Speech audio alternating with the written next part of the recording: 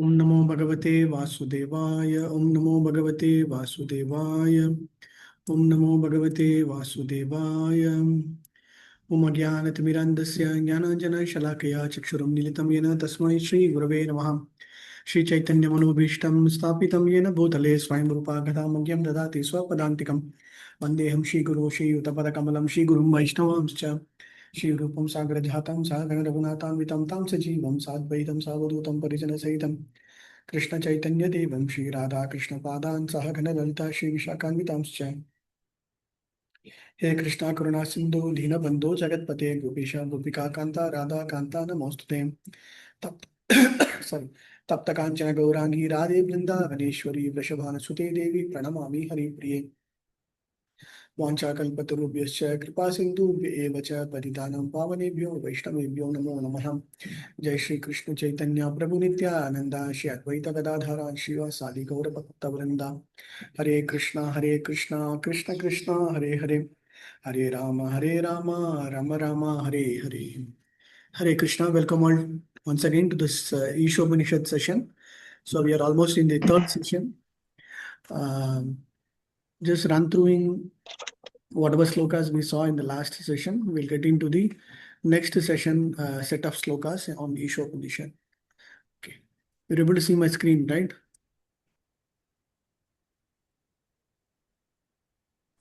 Yes. Yes. Okay.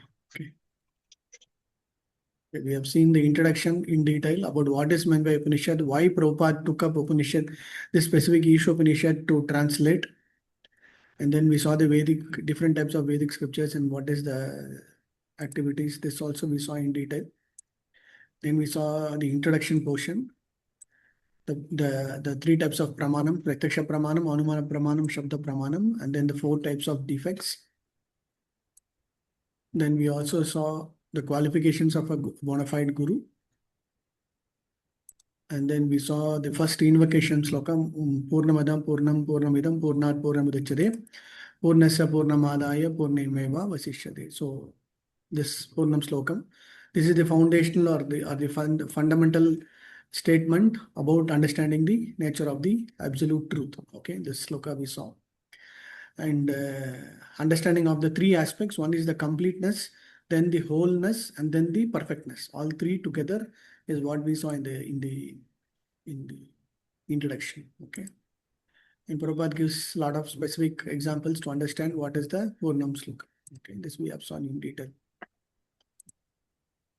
And then that completeness can come only through devotional service, dovetailing to Krishna. Okay, so this is what we see. Then we saw Ishavashyamidam Sarvam Yatkinja. These two slokas are the main slokas for memorization. Okay, so this sloka also Ishavashyamidam Sarvam Yatkincha Jagatyam Jagat. Okay, Tena Bunjita Magrada Kasya. So this also. Okay, everything animate and inanimate that is happening. So this is the Ishavasya principle, or everything belongs to the Supreme Lord, and we are all utilizing whatever is allocated as per our quota to us, and then we are supposed to do. So we should not be greedy, we should not be jealous, and we should use only what is visible to us. Okay. So Prabhupada is giving the social economical imbalances in that part also. The system of economy, the proprietorship, Ishavasya, he is the principle of Ishavasya is everything belongs to Krishna. When we should not have the false ownership of it. Okay, we should not be greedy enough. Okay. Then paradhanam. So we cannot take others' properties also, and we have our human responsibility. For example, animals have their own responsibility of managing their set of same way. Humans have a higher responsibility to ensure the purpose of utilizing the intelligence, living simply, and then try to utilize whatever is available. Okay. So we spoke about what is meant by Bhagavata communism. Okay, I'm just touching upon these specific points from your test or exam point of view. What is meant by Bhagavata communism? What is the qualifications of a bona fide guru? What is meant by Apaurishaya? What are the four types of defects? So all those are the exam questions. Okay, so you need to know about everything. Okay, Bhagavata communism. Okay. And then we saw the second sloka about karma, right? We saw this in the second sloka. We spoke about karma. and no one wants to die, and everybody wants to enjoy this material world from a karma yoga perspective. Now, how do we not get bound by the laws of karma? Okay, that is what we saw in the other. So 3 types of karma: vikarma and akarma. So what we have to do is living without bondage. There is a natural desire for longevity. Everybody wants to live. Nobody wants to die. Everybody wants to continue. So that is what the mantra is specifically mentioning. And then Prabhupada giving about these main aspects of karma, vikarma, and akarma portion. And we also saw the 3 types of the karma portions. Okay, so this we have dealt in detail in your Bhagavad Gita also, you would have mentioned. Okay, and how to do karma also, we would have mentioned in Bhagavad Gita from almost from 20th sloka to 4 to 5 slokas. Lord Krishna will tell about how to do a karma, very detailedly mentioning not to get affected by sinful activities, using your mental intelligence, not to be envy. All are specific pointers of how to perform a karma. Okay, I think this also we have seen. And it's not that we should not stop work, but we should change our consciousness to continue work. Okay, that is what the main point is. Then we saw the Atmaja, okay, the killer of the soul. The third sloka, the definition of the third sloka is Atmaja. Exam point of view also, what is meant by Atmaja will become, and you should know killer of the soul. Killer of the soul means there is a definite distinction between a human life and an animal life. Human life has got more specific responsibilities. Only through the human form of life we should be able to get. So mantra 3 is a very stern warning, very important warning that we cannot just like that neglect the human form of this body. Okay. Otherwise, it will go back into the millions and millions of years ago into the cycle, and getting back the human form is very, very tough. Okay, so that portion we saw. So then in that, Prabhupada mentioning about Sura and Asuras, 2 types of human beings. We should ensure that we don't get into the Asuric mentality. Okay. So human life is definitely distinguished from the animal life. Okay. And Prabhupada gives a wonderful example of the boat example, in which the human body is like a boat. The captain is our spiritual master, and following the instructions according to the waves, we'll be able to cross this samsara sagara or material ocean. This is in the sloka. So humanity is responsibility. We have to ensure our utilization of our body in a proper way. Then we need to understand. Okay, this is about body. Then in the 4th sloka, we saw about mind, how fast, about the Supreme Lord, how fast he can be travel, or he can move more than fast than mind. Okay, it's more than swifter than the mind. So from this 4th sloka onwards, it will start talking about who is that Supreme Personality of Godhead, who is that Supreme Person, the inconceivable, contradictory. He is like, based on our senses, we will never be able to conceive that this is the form of the Supreme Lord, this is the power of the Supreme Lord. It is inconceivable. That is called as apaurishyā. Okay, but what Prabhupada is saying, he can be known only by his devotees. Through mental speculation, we will never be able to understand or get to know about Supreme Lord. This is the 4th sloka. Okay. So the inconceivable potency, large different energies. It talks about the purport. Prabhupada talks about is internal energy, marginal energy, and external energy. Right. So even the great dominating demigods, the devatas, are also Krishna's external energy only. Okay. And then the mental speculation, distinguishing between the whole and the parts. We are all part and parcel of that Supreme Lord. So only if you are dovetailed to that whole, to that personality, then we are all on the correct alignment. Okay, this is. So he is Achintya. We have to be submissive, and we should understand this, that everything emanates from him. Aham sarvasya prabhavo matta sarvam pravartate. For example, in Nrsimhadev pastime, Nrsimhadev will ask this Prahlad Maharaj, you are just a 5 or 7-year-old boy. Where are you getting so much of energy, so much of strength, so much of power, so much of strength, so much of knowledge, everything? And then immediately Prahlad will, the source of my strength, source of your strength is the source of my strength. That is what he will say. And Hiranyakashipu will be little baffled. What is it? My strength. My strength is I have got it by my tapasya, my penance. I did so much of tapasya that I got. No. Prahlad will say, no. The source of your strength is that Supreme Person. The same source is my source also. So that is what Prahlad Maharaj will say, the source of your strength is same as the source of my strength. Okay. Now let's get into the fifth sloka. Yeah, please read the fifth sloka. Hare Krishna Prabhuji. Yeah, yeah. Tat ijan, tat ijati, tan naijati, tad dure, tad vi antike, tat antar asya sarvasya, tadu sarvasya bahyataha. Thank you. The Supreme Lord walks and does not walk. He is far away, but he is very near as well. He is within everything, and yet he is outside of everything. Shall I read more? Yeah, this paragraph also. These two paragraphs you can read. Okay, Prabhuji. Here is a description of some of the Supreme Lord's transcendental activities executed by his inconceivable potencies. The contradictions given here prove the inconceivable potency of the Lord. He walks and he does not walk. Ordinarily, if someone can walk, it is illogical to say he cannot walk. But in reference to God, such a contradiction simply serves to indicate his conceivable power. With our limited fund of knowledge, we cannot accommodate such contradiction, and therefore we conceive of the Lord in terms of our limited power of understanding. Mantra 5 continues the description of the Supreme Lord's inconceivable potencies, specifically focusing on his ability to reconcile contradictory attributes. Srila Prabhupada's purport explains how these paradoxes prove the Lord's absolute nature. Thank you, Prabhu. So this fifth sloka is all about completely contradictory things. He walks, he doesn't walk. He's very far away, but he's very, very near away. Okay, and he is in everything, but still he is outside of everything. Okay, so which means there are totally opposite contradictory ones, but that is the nature of the Supreme Lord. That is which is inconceivable by us, right? So that is what the sloka mentions, and Prabhupada elaborates about some specific points. Okay, let's get into the slokas, some specific sections, then we will get to know about what is this.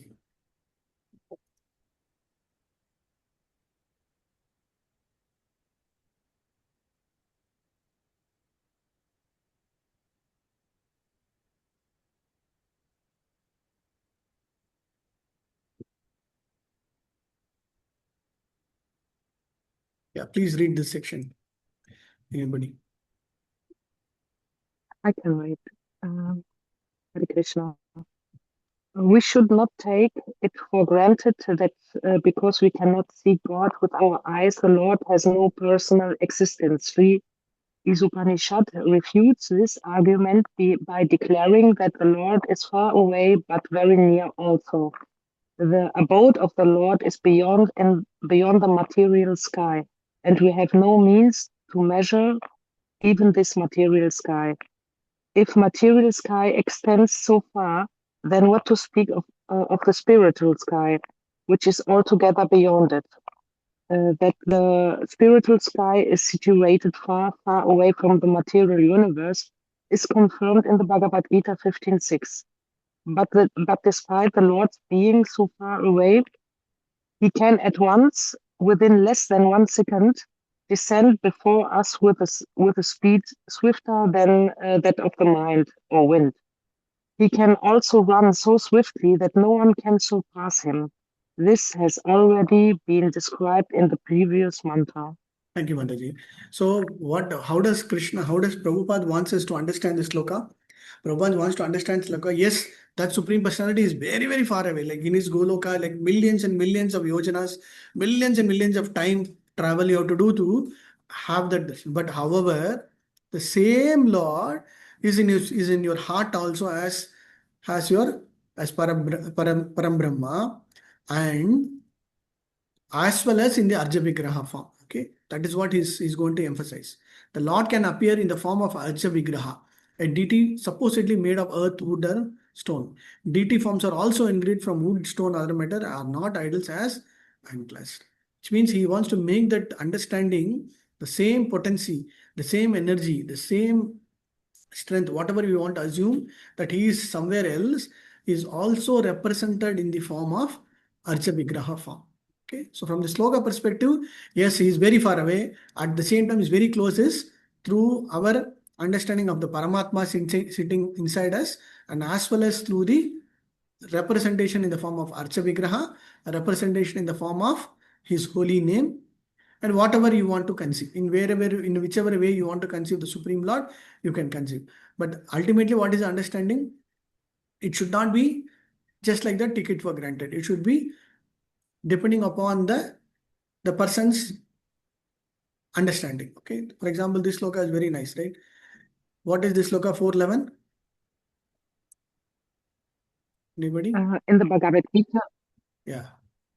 To read the purport, if you read the description, you will know. He treats his devotees depending on the degree of his surrender. Ye tamam prapadyante tam tatayasya bhajamya. Okay, so in Bhagavad Gita, Krishna specifically mentions how far you come, accordingly I will be coming. Right? How well you are able to do your devotional service, accordingly I will be revealed. Right? So depending upon, let's say we do Mangalarti yearly once, we wake up only monthly once, only on weekends. So something like that means accordingly our devotional service and our realization of the Lord will be there.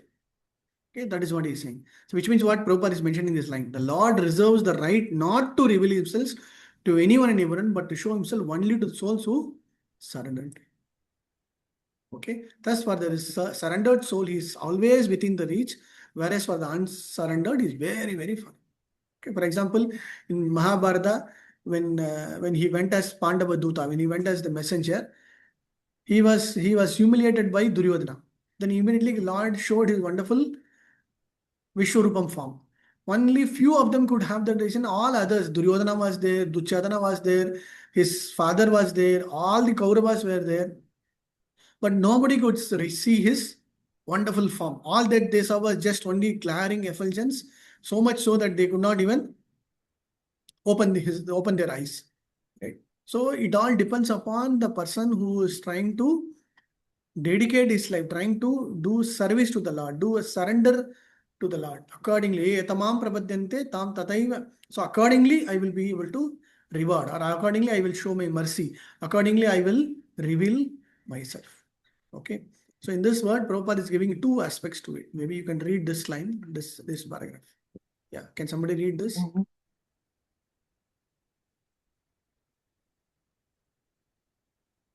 Yeah, please read in this.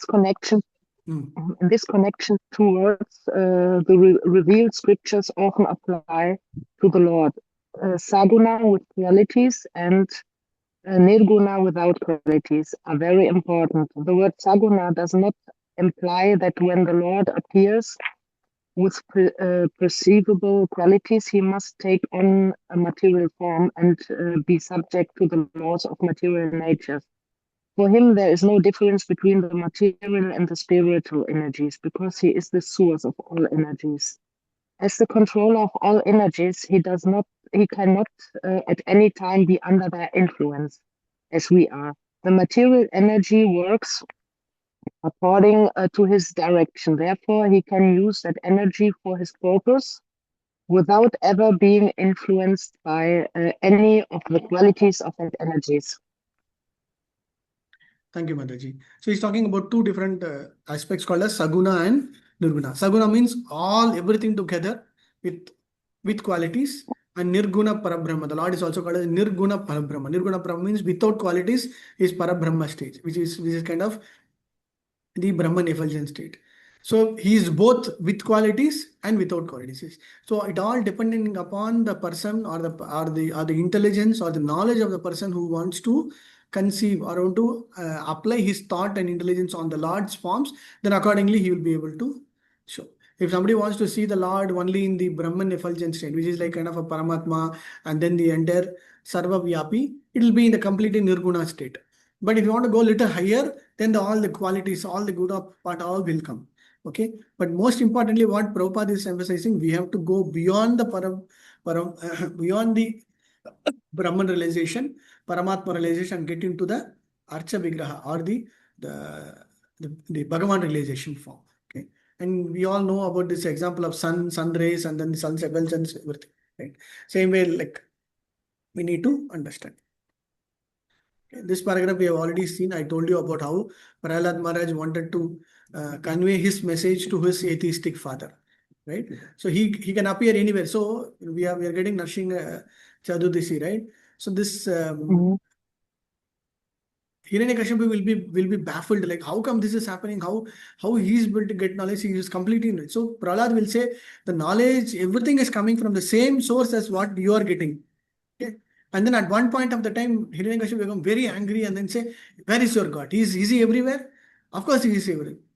So immediately, he will just show one particular pillar and then say, yes, is he there? Without even thinking a second. Right? We will, if at all we are, and then what will think? No, maybe, may not be, may, yes, no. Prahlad even, not even unflinching side. Narsinghadev, sorry, Narad Dev, when he's talking about the wonderful qualities of Prahlad Maharaj, he will just mention that he had an unflinching faith on Narsinghadev. Okay, immediately he'll say, yes, he is there. And Narsinghadev had to come there. So immediately he will also get manifested inside that pillar. One knock with this gada. Immediately Narsinghadev will come. Satyam vidatum nijabritya bhashitam. Satyam vidatum. So the promise made by Narsinghadev that yes, whatever my devotee says, I will be there. I will do it. Right? And Prahlad Maharaj just like that said, yes, he'll be there. Just to keep up his promise. Just because Prahlad Maharaj told, yes, he's there, he'll come. Okay. And that too, na mrigam cha na manusham cha. So both as an animal form and as well as a human form. Okay, very beautiful prayer, beautiful verse by Sukadeva Goswami. Narada Rishi elaborates how he comes out of the stambam. The stambam means the pillar. Okay, so we don't have to have any kind of a doubt. Okay. Whenever we have problems, issues, all that we have to do just to say Narsinghadev, we have to just pray Narsinghadev and he will manifest in our heart. Okay, maybe if time permits, we will just run through some Narsinghadev pastimes after maybe after 45 minutes before we close today, so that it will help you to concentrate, meditate on Narsinghadev in the coming 3-4 days. Okay. So Prabhupada will talk about Antaryami, Karma Phala, all these things also. And then he ends up that although there is oneness, however, the Lord in his personal form can still enjoy unlimitedly all pleasures enjoyed by minutely time. So he is unlimited, he can do whatever he wants. The sloka is all about he is very close, at the same time he is very far away, at the same time he is inside, and then he is outside with everything. Okay, clear? So from this sloka, previous sloka onwards, understanding about the Lord will start. Okay, the previous sloka stopped with karma, and then the understanding of the Jivatma. Now Lord's inconceivable or unconceivable power, his potency will have to be understood. Let's go to the next sloka. Yeah, please read the sloka. Yastu sarvani bhutani atmani evanupasyati sarvabhuteshu chatmanam tato na viyugupasate. Translation: He who has systematically sees everything in relation to the Supreme Lord, who sees all living entities as his part and parcels, and who sees the Supreme Lord within everything, never hates anything or any being. This is a description of the Mahabhagavata, the great personality who sees everything in relation to the Supreme Personality of Godhead. The Supreme Lord's presence is realized in 3 stages. The Kanistha Adhikari is in the lowest stage of realization. He goes to a place of worship, such as a temple, church, or mosque, according to his religious faith, and worships there according to scriptural injunctions. Devotees in this stage consider the Lord to be present at the place of worship and nowhere else. They cannot ascertain who is in what position in devotional service, nor can they tell who has realized the Supreme Lord. Such devotees follow the routine formulas and sometimes quarrel among themselves, considering one type of devotion better than the other. These Kanishta Adhikaris are actually materialistic devotees who are simply trying to transcend the material boundary to reach the spiritual plane. Yeah, you can read this also, Mataji, please. Mhm. Those who have attained the second stage of realization are called Madhyamadikari. These devotees observe the distinctions between four categories of being: the Supreme Lord, the devotees of the Lord, the innocent who have no knowledge of the Lord, and the atheists who have no faith in the Lord and hate those in devotional service. The Madhyamadikari behaves differently towards these four classes of person. He adores the Lord, considering him the object of love. He makes friends with those who are in devotional service. He tries to awaken the dormant love of God in the hearts of the innocent, and he avoids the atheists who deride the very name of the Lord. Above the Madhyamadikari is the Uttamadikari, who sees everything in relation to the Supreme Lord.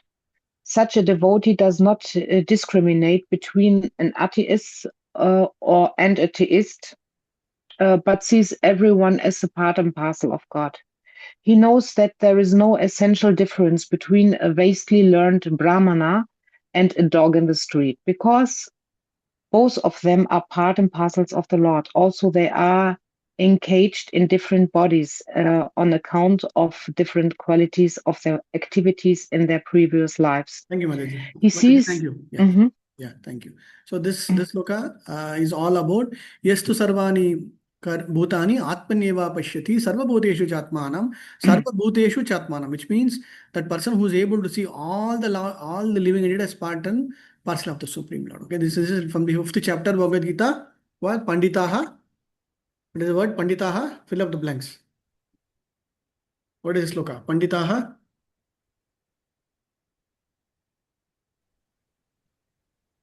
Who can tell the sloka? Sunichaiva swapeke panditaha samadarshanaha. Okay.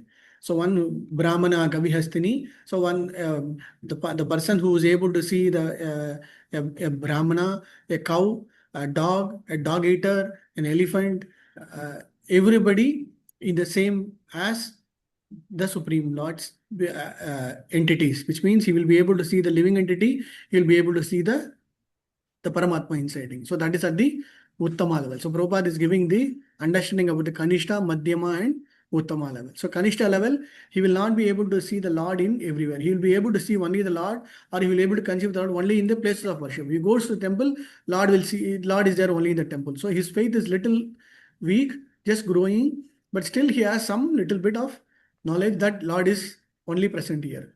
He doesn't have that understanding of Lord is omnipotent, omnipresent. So that knowledge he will not have. That is at the Kanishta level. Madhya level, he will be able to understand. He will be able to understand the distinction between who is the Supreme Lord, who are the devotees of the Lord. He will be knowing who is the innocent people, who are the atheists. So those kinds of things will be knowing for the Madhyama level. But at the Uttama level, everybody will be equal. He will be seeing everything in the same platform, right? So from the sloka perspective, when you get an understanding about that Lord is present everywhere, Lord is also present as Paramatma inside every Jivatma, and every Jivatma is equal, then that particular person will become at the highest level of understanding. When the highest level of understanding comes, he will never hate anybody, he will not foresee any bad thing about anybody, he will see everybody in the equal state, more from a Paramahamsa state perspective. Okay, so great Uttama Adhikaris, when they want to do specific preaching or to identify how to do preaching activities, they'll come down or they lower themselves down in the Madhyama level and do kind of preaching activities. Because only in the Madhyama level you can differentiate and then discriminate between, oh, this is a person, this is this one. So accordingly, they will be able to do the necessary seva. Okay.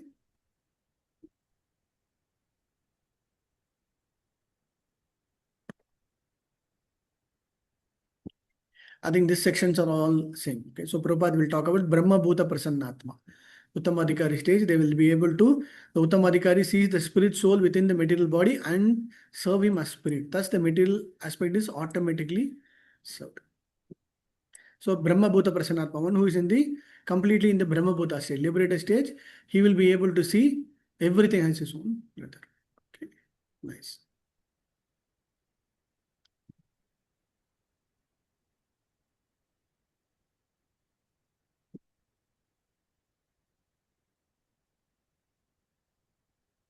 Pashyati Anupashyati. The word Pashyati Anupashyati will start coming. And then also there is something called as Sampanta. So that also will come. But understanding Pashyati Anupashyati is to seek with more clarity, with more confidence, to observe and get the knowledge. So when you read through Ishopanishad, certain aspects of knowledge gathering points also you should. Okay. So that is the mention. Okay. Any questions on this sloka before we get to the next one? Any questions? Okay. If there are no questions, then we'll go to the next sloka.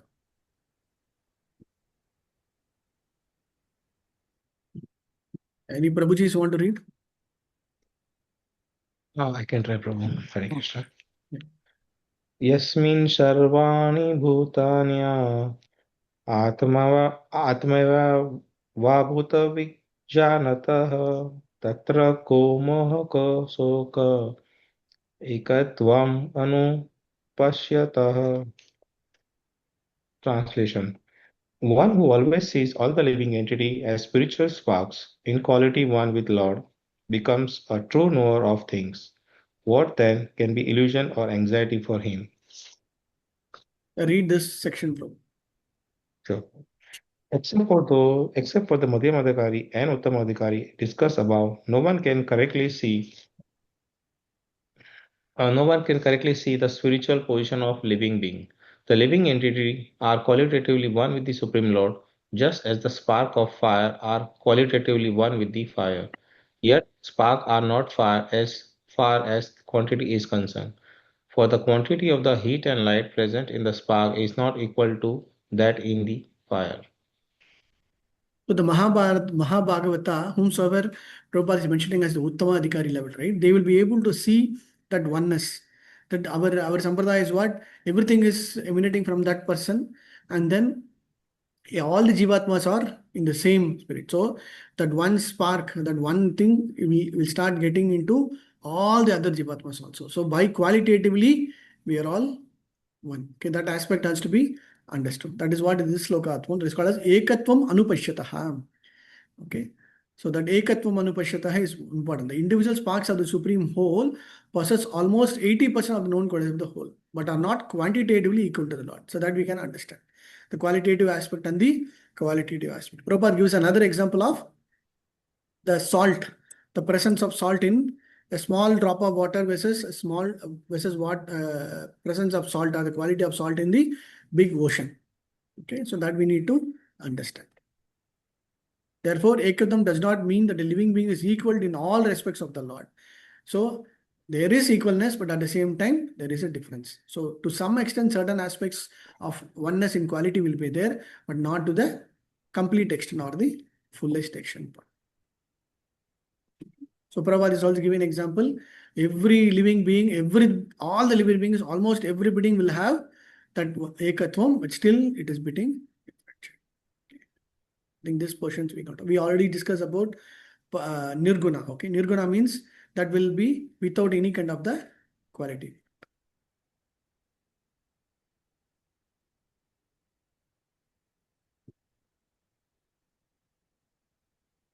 Okay, Prabhupada will talk about this godless civilization, which I think can skip this portion. I don't think it is important. Okay. And yeah, this is mainly with the Parabrahman stage and then the Paramatma stage, the different stages in which you're able to get the realization. The normal normal self-realization, then the Paramatma realization, and then the Bhagavan realization. We need to understand.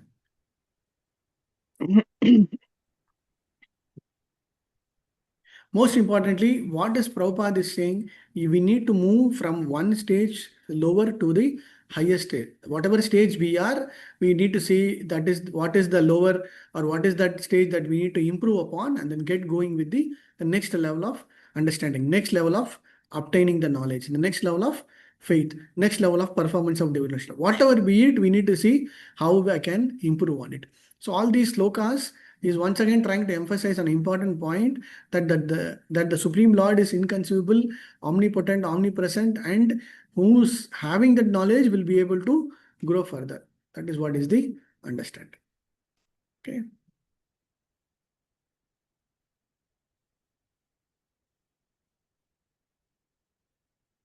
Okay, let's go to 8th sloka. Some of the slokas are very simple, straightforward for you to understand. Okay. Yeah. Maybe before this we can do a quick summary of this sloka also, then we can come back. 3 slokas together. Okay, let's finish this sloka and then come back. Okay, let's finish this sloka and come back. Yeah, please read the translation. Such a person must factually know the greatest of all, the personality of Godhead, who is embodied, omniscient, beyond reapproach, without vain, pure and uncontaminated, the self-sufficient philosopher who has been fulfilling everyone's desire since time immemorial. Okay, so Krishna, the Supreme Lord is called self-sufficient. Supreme Lord's body is uncontaminated. Supreme Lord's body features is Sachidanandam. It is completely pure. It is completely without vain. So any material attachment, tinge of material thing is also not there. Whatever we are able to assume that, okay, Krishna's body will be like this. Okay, please read this section. Very good. Okay. Here is the description of Hmm. Here is a description of transcendental and eternal form of absolute personality of Godhead. The Supreme Lord is not formless. He has his own transcendental form, which is not at all similar to the form of mundane world. The form of living entity in this world are embodied in material nature, and they work like any material machine. Okay. So the transcendental body of the Supreme Lord has no wings, which means what? We cannot assume that, okay, Lord also is having Chaturbhuja, two forms of Shyamasudra. He will also have the wings, he'll also have the blood, he'll also have the RBCs, red blood copper cells, white blood copper cells, nothing. Okay, it is all beyond our imagination. It is nothing related to materially conditioned way of creation. Okay, it is beyond which means what? It will be all the spiritual or the internal potency of the Lord's form. Okay. Why? Because with that form, he can do whatever he wants. For example, if you know, how does Varahadev appear? How does Varahadev appear? Anybody knows?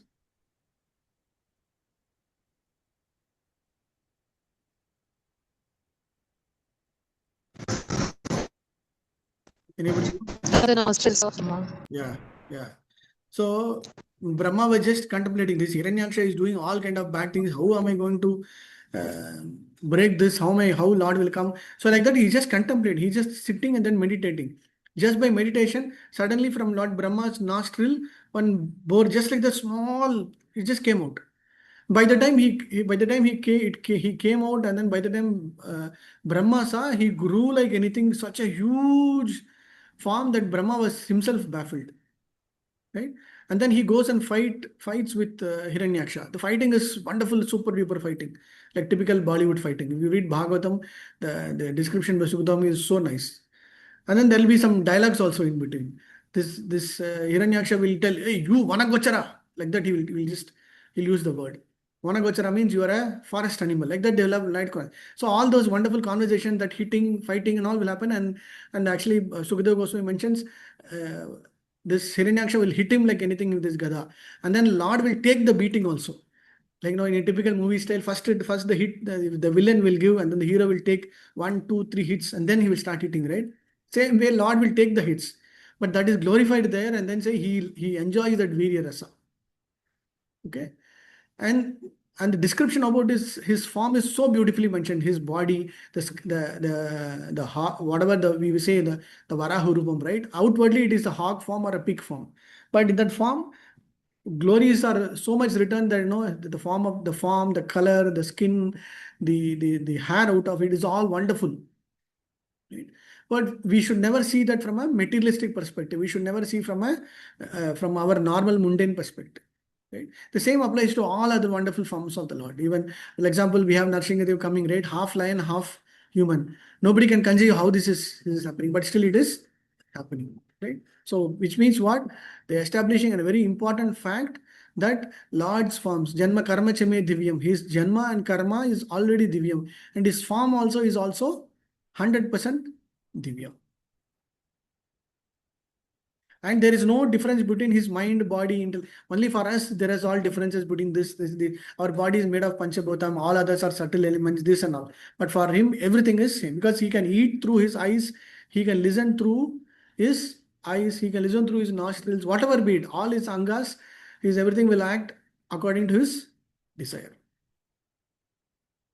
So in Brahma Samhita, Angani yasya sakalendra vritti manti, pashyanti panti kalayanti chiram jaganti. Right? So that is what is mentioned in Brahma Samhita also. So Lord can walk with his hands, Lord can accept with his legs, he can see with his feet, foot, whatever be it, it can be managed.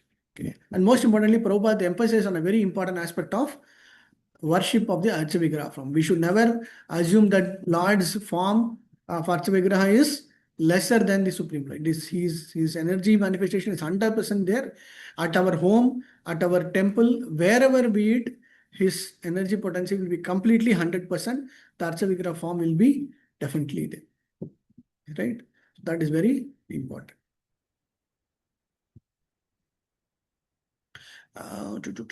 I told you about how Prabhupada, no, after Janmashtami, one day, the next day morning, when he was standing there for the Mangala Aarti, he saw Krishna Balram and then he said, oh, Krishna Balram are very tired after playing all night full of activities. They look very tired.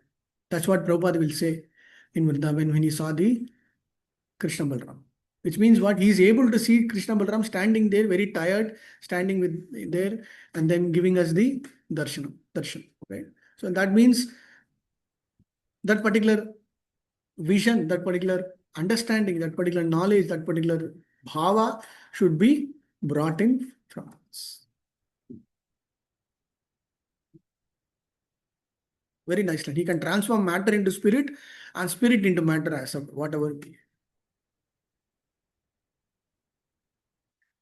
So Prabhupada mentions about this particular also. Right? Maya arpita jnanam, whomsoever not able to see him, right? All these namam dushkino mudaha, whomsoever muda, all the fools. Maya arpita jnanam. So Maya will take away that knowledge and they will never be able to see the Lord. In Mahabharata also many times we can see that understanding. Right?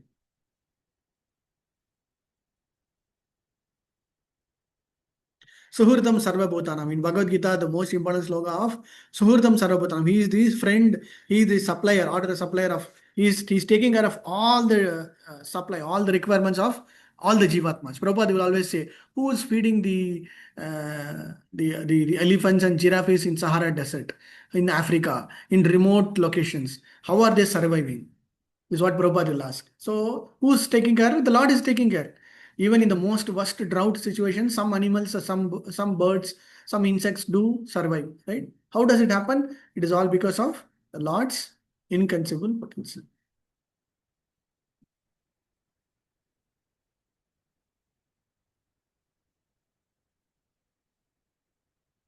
So Prabhupada gives this example also. The Lord awards enjoyment to certain living entities in proportion to their qualifications. Like he's giving an example of son of an high court judge or a higher position. Certain things we get also to consume and to enjoy, but doesn't mean that everything belongs to us. The mercy of the Lord is also required. Okay. So Prabhupada is making this line. Ordinary living beings does not know what to ask from the Lord or not what to post to seek. Today there was a question like, oh, should I, some senior devotees say when you go and pray to the Lord, we should not ask anything. The Lord knows what we are supposed to give. He will take care of us. We don't need to ask. Right? But some say, no, we have the prerogative, we can ask him. Right? So how do we understand that? What is your thought? Anybody? Should we ask or we don't need to ask?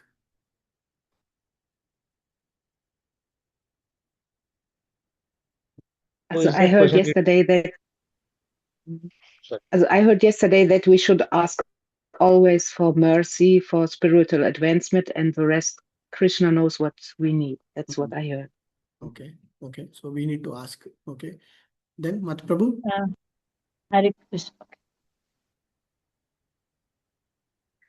Yes, Prabhu, no, I was asking whether you were asking that should we ask the material or spiritual thing. So yeah, my understanding, Prabhu, was that same what Mataji mentioned is that we should not ask ideally anything related to the material, but yeah, spiritual mercy we should ask. Okay. Right. Thank you. So obviously, after coming to this level, we should never be asking material things. Okay. But at the same time, we'll be asking the mercy and we should not be asking. But at the same time, most importantly, sometimes we need to ask for protection from things. We need to ask for, like, we are fearful of certain aspects. We are fearful of certain things will come. We are fearful of Maya getting attacked. We are fearful of something happen that will trouble our sadhana, that will trouble our devotion service. Means because of that fear, we can ask for protection also. Okay, one is asking for mercy, other one is asking for protection. Okay, this is very important, and sometimes for others also. Like when we pray to the Lord, one is for us, other one is for others' well-being, for others' good wealth, good health, whatever be it, that also can be part of our prayers. Okay.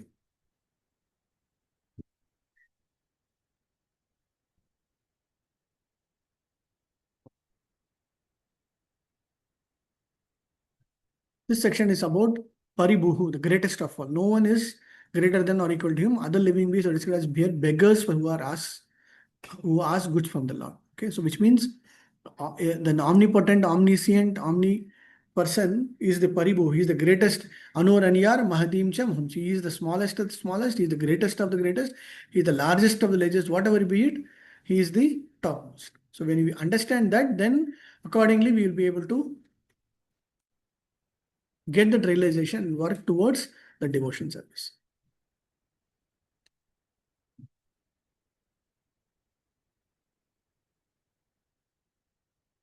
The Prabhupada is also mentioning only Lord is self-sufficient. Are we all self-sufficient?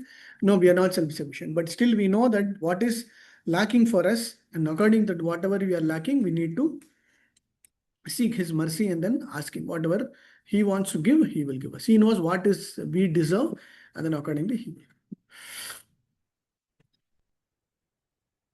Yeah. I think this is fine.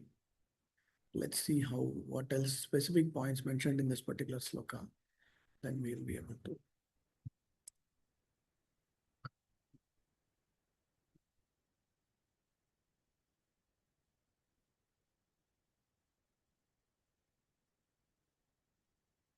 So we saw the Archavigraha form, and then we saw the power of Nirguna and Saguna, and then Prabhupada giving an analogy also. Like how we understand from the Lord is compared to the electricity. Whatever that comes and in contact with the electricity will get that same energy and same power. Right. So that is what is one analogy Prabhupada is giving. So when we Krishna say, Prabhuji, can I see the previous slide? Yeah. Just yes, Prabhu. Thank you. Thank you, Prabhu. after these 2-3 sessions, I will just share this with you. Okay, you can read it as a reading material, not an issue. Okay. Yeah. So this also we saw. Etamam Prabhadyante. I think this also we saw. So the Lord reserves the right not to reveal himself to anyone and everyone, but to show himself only to those who surrender. This also is. So we saw the pastimes of Prahlad Maharaj also. And this is the conclusion of the previous book. Okay. I'll come to this sloka and then we'll come to that. Okay. So Kanishta, Madhyama and Uttama Adhikari, that portion we saw. The vision of a Mahabharata, that also we saw.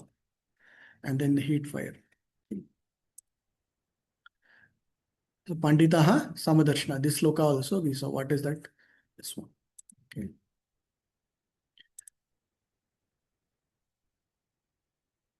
So this is where we saw Madhyamari and Uttamadhikari's state, and then the Ekatvam Anupashyati, that understanding. Okay. Right.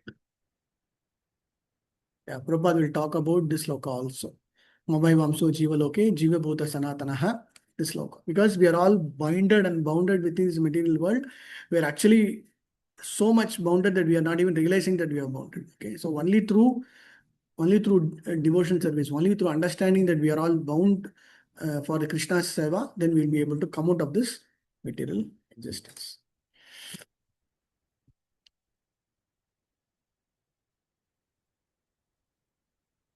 This also is okay. Now we'll get into the eighth sloka we saw. Eighth sloka is about the Lord's transcendental form, right? And his relationship with the living entities. So we should know he is the greatest of the greatest, and he is also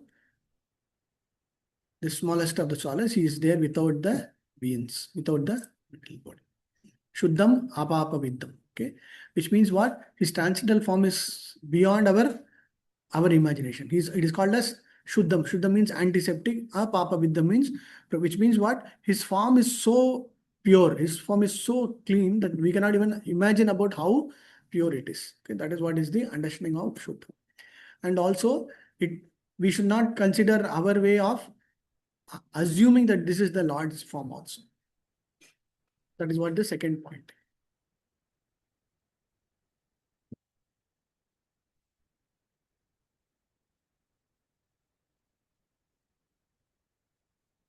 Okay. And then we saw the analogy of the salt and the ocean, like the salt in a small park of water, and then the salt quantity of from the ocean perspective, the saltiness perspective is always same. Quality wise it is same, but quantity wise it is different. And then the omnipotence or the DT Archa Vigraha form. So we should accept that Lord is present in the Archana Vigraha form, because Lord accepts whatever we are offering in the Archa Vigraha form. We all know about the pastime of Sakshi Gopal, right? Then there are other stories also. Gopala offering to there's a small boy offering to the DT, and then DT accepting the boha. That also we saw, right? So there are many stories in which it will clearly demonstrate that Archa Vigraha form of the Lord is Supreme Lord. Okay.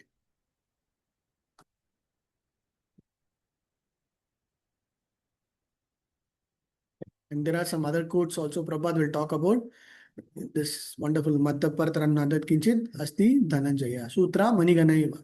So the only thing is we will not be able to see the thread or the twine nool that is sprung across the entire set of pearls, but he is there as the person who is holding everything together. Okay. Maybe we can just discuss this point. How do you see the Archa Vigraha form or the deity form? Like after we get to this knowledge, everything, right? Krishna is the self-sufficient provider. Right? We saw this particular word also, which means he is self-sufficient. He is able to give whatever that particular living entity wants. But how do we see his Archa Vigraha form is also very important. Okay. Previous and then now. Earlier days when our faith was very Komal Shraddha, whenever it was less. But as and when our Shraddha keeps on increasing, how do we see ourselves when we stand in front of the Lord? Which is very, very important. That is the most important aspect of seeing that you are growing in your spiritual path. In the seventh sloka, very importantly, I think it's not in the seventh sloka, sixth sloka, most importantly, what is that you need to take away as a key takeaway? When you Panditaha Sammadashana is one portion of understanding, but most importantly, after you get all these knowledge and understanding, how do you see people? How do you see a devotee versus a non-devotee? How do you see a colleague? How do you see a friend? How do you see normal people outside? How do you see your boss? How do you see patients in the hospital? How do you see your normal shop persons? How do you see any kind of an animal? Okay. The animals in the road, or animals that are as pets, whatever be it. How do you see those people or those living entities is what is most important. When you understand the importance of seeing everybody in equal, seeing everybody that they are all Jivatmas, and with the Jivatma there is a Paramatma also. Only the body differs, which means what will happen? Automatically we should see that we should be compassionate to them. We should never differentiate them. We should see why they are in that particular state or in that particular body. How do we help them? What is that we can do? So those are the aspects that should come as a Pandita Samadarshana state. But if we still differentiate them, no, this is this person, this is lower than me, this is not good than me, this person is higher than me, then it means we are still we have not got that maturity. Okay. So we need to change our mentality. We need to change our focus of how do we see other people. So that is called as spiritual maturation. We need to see how we move from a normal Kanishta low level state to a higher level of maturity. Okay.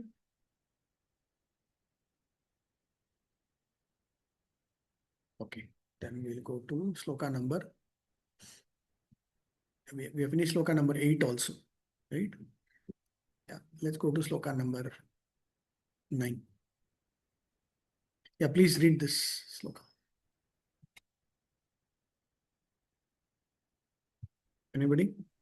Andham tamaha pravishanti ye avidyam upasate tato bhuyaiva te tamo yau vidyayam rataha. Those who engage in the culture of nascent activities shall enter into the darkest region of ignorance. Worse still are those engaged in the culture of so-called knowledge. This mantra offers a comparative study of Vidya and Avidya. Avidya or ignorance is undoubtedly dangerous, but Vidya or knowledge is even more dangerous when mistaken or misguided.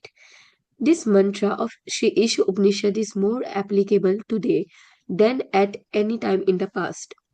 Modern civilization has advanced considerably in the field of mass education, but the result is that people are more unhappy than ever before because of the stress placed on material advancement to the exclusion of the most important part of life, the spiritual aspect.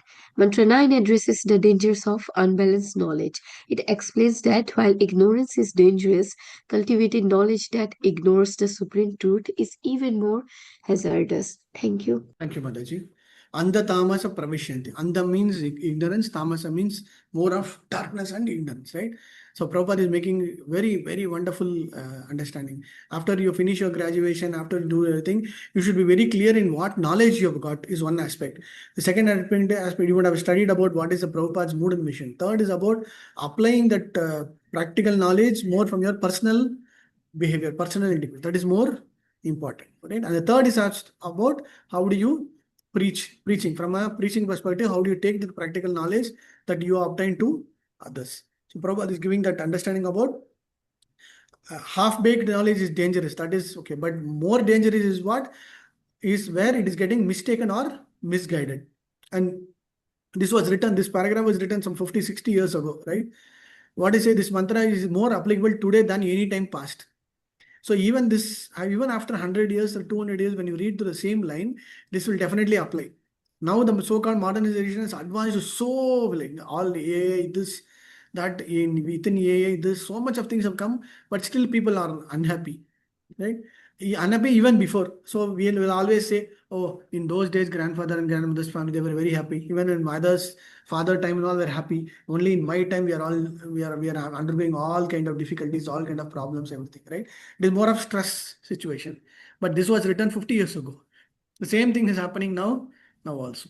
Why? Because the understanding of what is the exact knowledge, the balanced knowledge, what is reality, this is what is to be understood is very important. Okay, so half-baked knowledge without the supreme truth is very, very dangerous. Okay, please read these two paragraphs also. Anybody? The mantra contracts Vidya, real knowledge, and Avidya, ignorance. Prabhupada explains that most modern education falls under Avidya because it deals only with temporary material body and neglects the spiritual soul. The danger of half knowledge. Pursuing material advancement without spiritual grounding leads to the darkest regions of ignorance. Key quote: modern civilization has advanced considerably in the matter of material education, but the result is that people are more unhappy than ever before because of the neglect of the spiritual side of life. the deceptive nature of Veda Vada Ratas. Prabhupada identifies a specific group of people who use the Vedas for material gain or to justify sense gratification. They are called Veda Vada Ratas. Misinterpretation. These individuals pose as scholars but ignore the ultimate goal of the Vedas, which is to know Krishna. Key quote: the Veda Vada Ratas pose themselves as very learned in the Vedic literature, but unfortunately they are completely diverted from the purpose of the Vedas. So Prabhupada, no, remember when he went to Boston, when he went to that MIT, and then he went to great universities, he was specifically asking, do you have a department for understanding Jivatma, understanding Atma? Do you have an Atma study of the soul? So everybody, when we were kind of a little surprised to ask this kind of a question, they said we have this mechanics, mechatronics, this, that, all kind of departments, but not a department to understand the science of soul, right? Which means the material education is even though it's advancing so rapidly, but the result is people are still not grounded to the spiritual requirement. Okay, that is what. Second point is about Veda Vada. Even in Bhagavad Gita also, this Veda Vada Rata. Veda Vada Rata means on the name of Veda, in the name of the so-called logic, there's the so of Dargam. Dargam means some kind of logical arguments. So a lot of these Vedic scholars will take up some references from all kind of Upanishads, this here and there, and try to quote here and there. But still, the ground reality, they will not understand. The understanding of who is the Supreme Lord, what is that we are supposed to do, all those basic things will not be there. But other than that, all the other things also will be there. Okay. Yeah. Then we'll read these three. Somebody can read these three.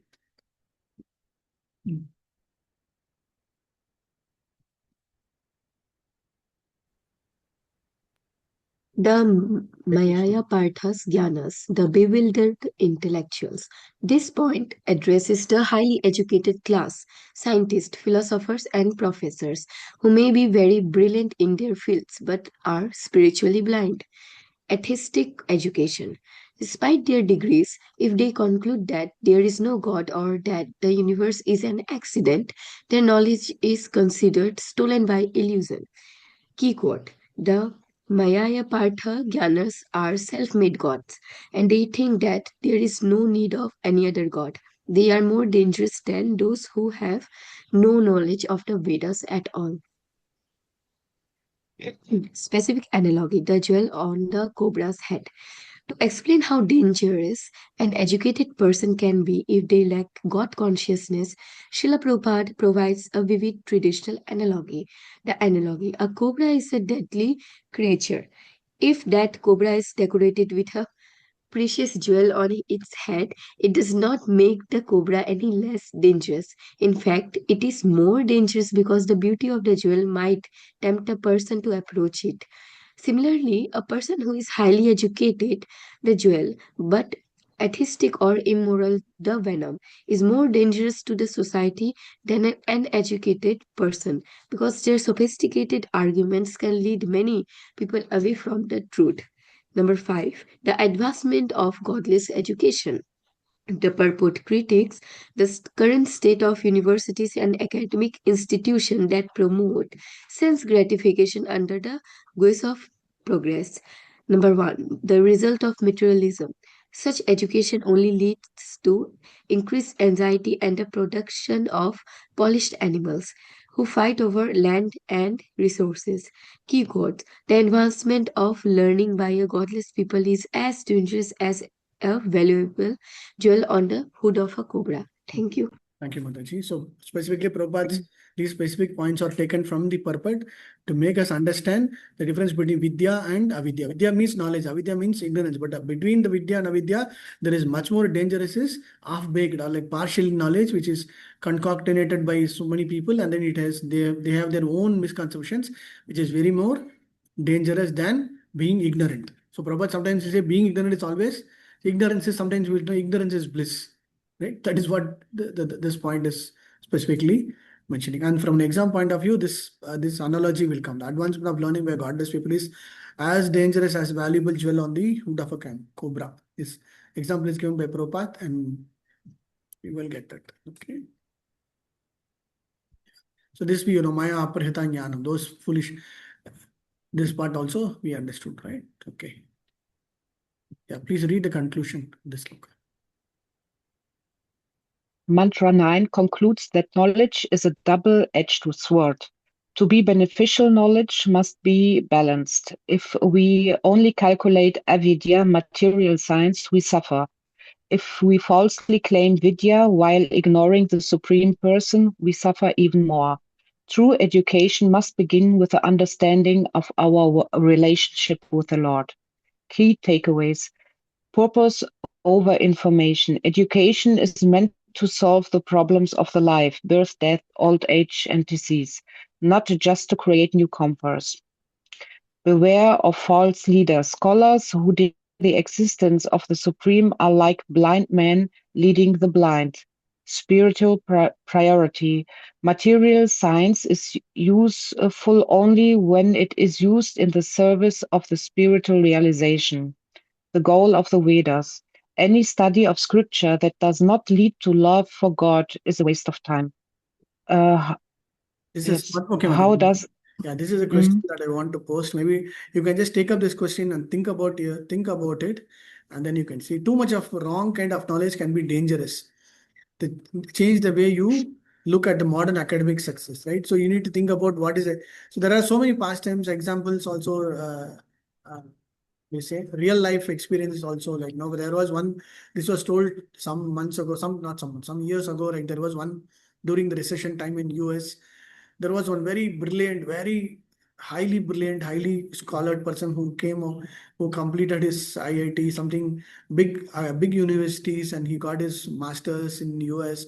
He got a high earning job, and he had his own car, big bungalow house, and he was completely settled, and he was so intelligent, right? But at some point of the time, there was some recession and everything, and he lost his job. So what happened? He was not able to get another job, and he was not able to know how to lead his normal way of life because he was so sophisticated. So this one, he was not able to go to the next level or to the lower level of thinking about how to practically understand calamities in life, because everything he was getting whatever he wanted, right? He got a job, he got a family, he got his house, car, everything. But to face failures, to face calamities, to face dangerous situations, all those things he was not accustomed. And ultimately, after 3 months, because of the worst situations, he committed suicide. He felt like he cannot live anymore, and he committed suicide. Which means what? The knowledge, the so much of intelligence, everything became completely. This is a very so what do you say? Very true life incident that happened some years ago. Okay. So like that, there are many situations, many incidents also, which demonstrate the avidya. Avidya here means not ignorance. Avidya means whatever scholarly material science, materialistically processing this degree, doctorate, everything is called as avidya. Okay. Vidya is knowledge that balances what is reality versus what is false. We need to be very clear how to be. But most important is we should not get diverted, or we should not get fall trapped to all the false scholar persons also. Okay, that is what is the important thing. Okay. Clear? This sloka is clear?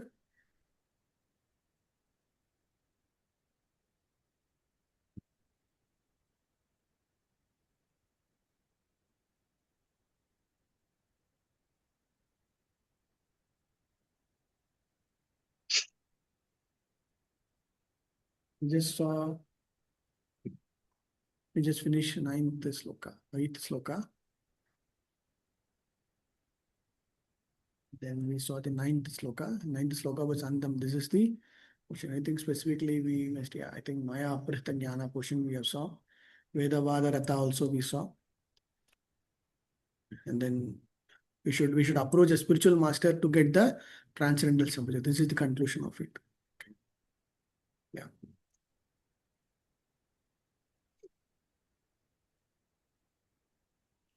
Prabhupada is making the self-made gods cannot answer all these questions very clear. The simply studies would have God themselves.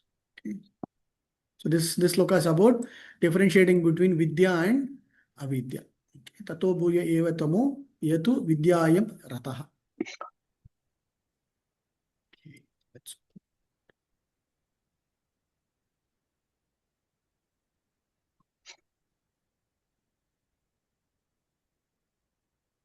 So one result is derived from the culture of knowledge, and the other is from the culture of message. Okay, with this also I think we can go through this way of understanding and then get it. Yeah, please read. And then we'll take a small break. Okay, we'll take a small break after this. Go ahead. The wise have explained that one result is derived from the culture of knowledge and that a different result is obtained from the culture of nescience. As advised in chapter 13 of Bhagavad Gita, 13:8 until 12, one should culture knowledge in 18 ways. Mantra 10 explains that results of cultivating real knowledge, vidya, are fundamentally different from the results of cultivating nescience, avidya. Srila Prabhupada's purport emphasizes that true education must produce character, peace, and spiritual realization. Mataji, wait, we'll go to the 18 ways and then come back. Okay. Yeah, these are the 18 ways. Please read. First, one should become a perfect gentleman and learn to give proper respect to others. Second, one should not pose himself as a religionist simply for name and fame. Third, one should not become a proper gentleman and learn to give proper respect to others. Second, one should not pose himself as religionist simply for name and fame. Third, one should not become a source of anxiety to others by the actions of his body, by thoughts of his mind, or by his words. Fourth, one should learn forbearance even in the face of provocation from others. Fifth, one should learn to avoid duplicity in his dealings with others. Sixth, one should search out a bona fide spiritual master who can lead him gradually to the stage of spiritual realization, and one must submit himself to such a spiritual master, render him service, and ask relevant questions. Seventh, in order to approach the platform of self-realization, one must follow the regulative principles enjoined in the revealed scriptures. 8. One must be fixed in the tenets of the revealed scriptures. 9th, one should completely refrain from practices which are detrimental of the interest of self-realization. 10. One should not accept more than he requires for the maintenance of the body. 11. One should not falsely identify himself with the gross material body, nor should one consider those who are related to his body to be his own. 12. One should always remember that as long as he has a material body, he must face the miseries of repeated birth, old age, disease, and death. There is no use in making plans to get rid of these miseries of the material body. The best course is to find out the means by which one may regain his spiritual identity. 13th, one should not be attached to more than the necessities of life required for spiritual advancement. 14, one should not be more attached to wife, children, and home than the revealed scriptures obtain. 15th, one should not be happy or distressed over desirables and undesirables, knowing that such feelings are just created by the mind. 16, one should become an unalloyed devotee of personality of Godhead Sri Krishna and serve him with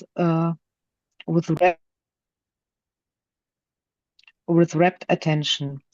17th, one should develop a liking for residence in a secluded place with a calm and quiet atmosphere favorable for spiritual culture, and one should avoid congested places where non-devotees congregate. 18th, one should become a scientist of Philosophica and conduct research into spiritual knowledge, recognizing that spiritual knowledge is permanent, whereas material knowledge ends with the death of the body. These 18 items. Okay, Mataji. I think So this is the 18 that is mentioned in the 13th chapter of Bhagavad Gita also. Whatever knowledge that you're trying to get is through when you practice all these specific Satyam, Saucham, Arjavam, all the specific wonderful qualities mentioned, and Krishna will say, apart, this is called as knowledge. Apart from this, whatever is else is there, all are all ignorance. That is what he will say in that particular sloka, right? Same thing. Okay, let's get into the understanding portion of this. Yeah. So iti shushruma, the word is shushruma is important. Shushruma dhiranam. Okay. By hearing dhiranam. Dhiranam means the most dhira, Sthita dhir, right? In Bhagavad Gita also is there. Sthita dhir, the most sober person, the most intelligent person. That is what is being mentioned. Okay. Yeah.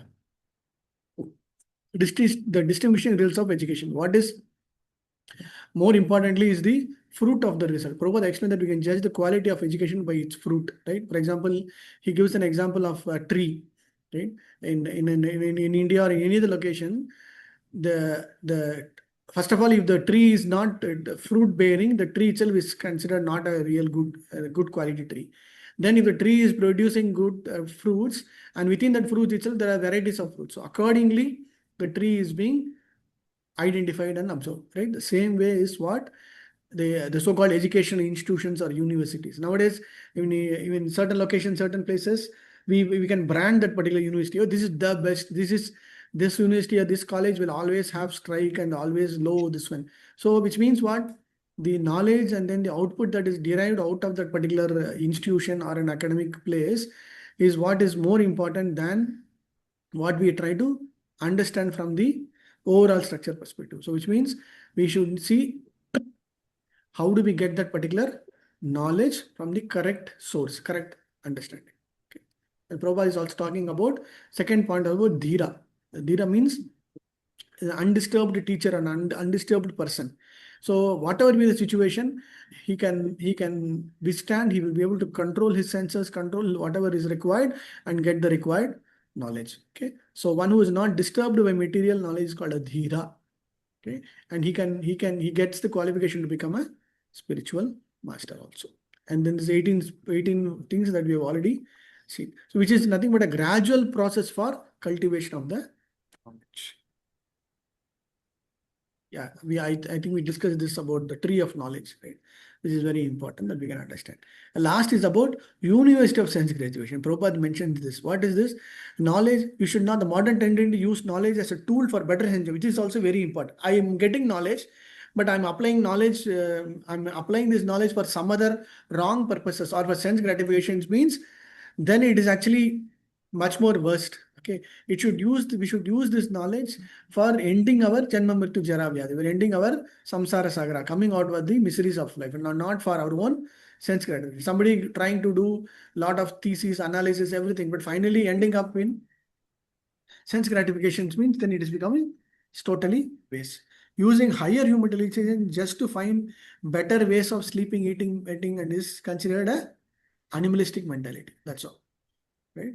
So Prabhupada is making this point. Modern universities are actually centers of nescience. They only teach how to lead a sophisticated animal life.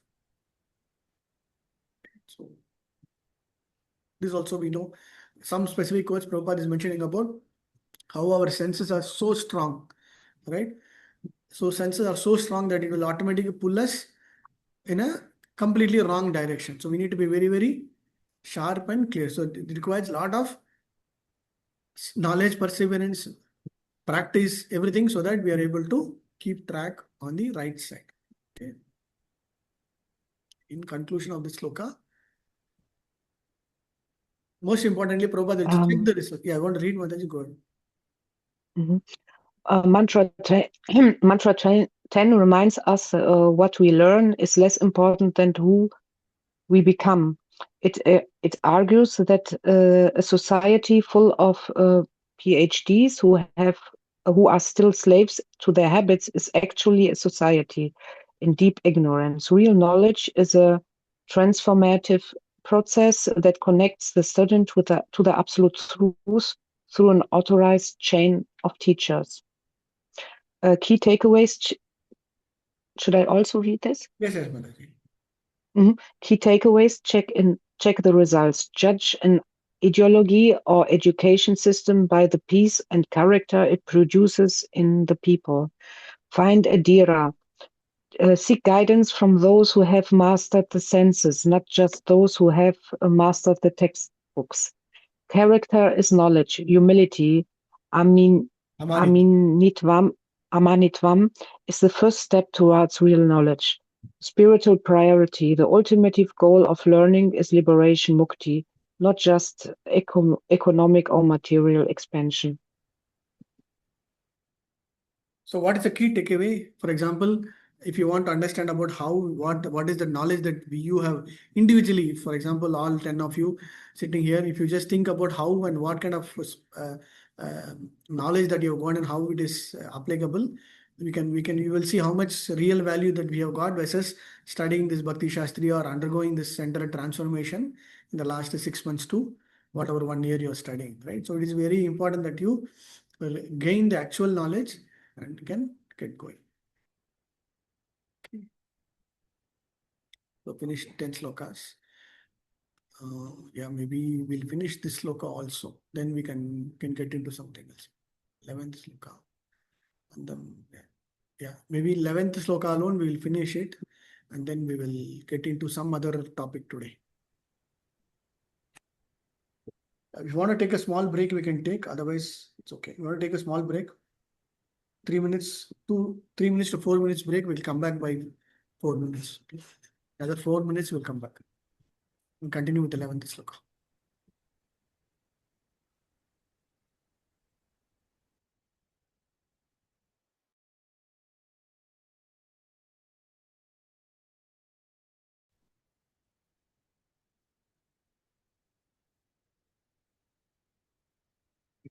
I think 12th sloka is all about demigod worship.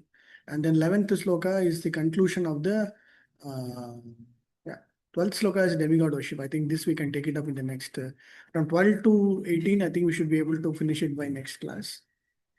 We'll finish it with the 11th sloka. 11th sloka is nothing but the continuation from the 10th sloka about culture of nescience or the Vidya and Avidya portion. Okay.